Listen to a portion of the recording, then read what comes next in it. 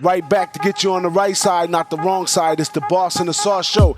And we got my man Wham OG rolling with us today. And we're going over the Mid-American Conference College Football Preview 2019 right now.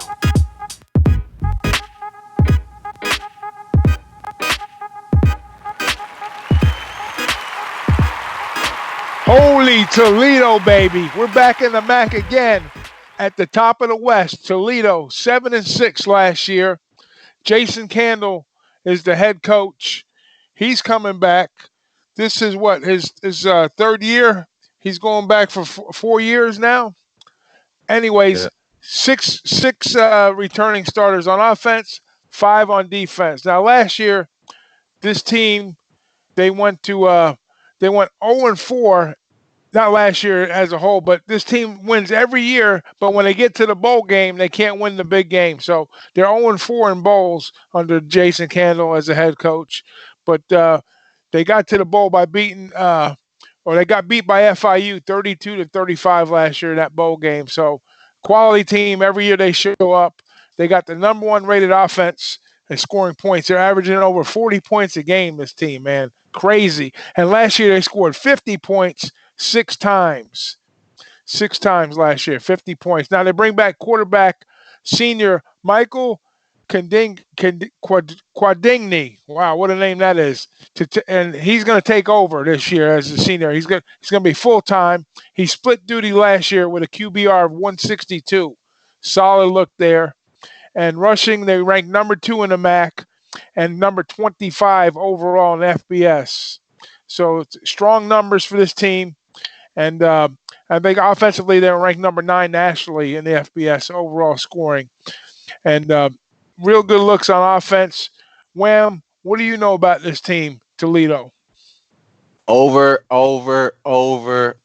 That's what I know about this team, BigRagoo. And the only thing that sticks out to me the most is the non-conference. One of the things you're going to hear me talk about with Toledo a lot, the non-conference for Toledo, 5-0 on the over on non-conference last year. Last year, they were 9-4 to the over, and we all seen it. They were pretty good at home as well. Their home ATS record was 4-2. So I looked at them to be one of those teams that we see late in the season. Tuesday, we don't really know what we're going to bet. It's the NBA. It's some crazy games getting cost up on the East Coast flights, all this crap. But then we're going to be sure to bet the over on Toledo, or at least parlay it to the over to Toledo. So we're going to at least have that trend next year. So that's one of the things I always drink on. But Big Boss, you know you got the sauce as well. What's happening with you, bro? You know, I like this Toledo team. Like I love the MAC. When you said over, just ring the bell right here. But I like the position of the squad right here with this coach going into his 4th year with a senior quarterback to lead the squad. They were averaging 40 points last year on offense, but the key's going to still remain on the defensive side of the ball. They were giving up 432 yards of offense, 255 of that in the air, 177 on the ground, giving up 30 points a game. That's just horrible numbers for defense. They got to get that defense thing together. And this year's schedule may be about the same as last year. First 4 out of conference game at Kentucky, Murray State, Colorado State, BYU.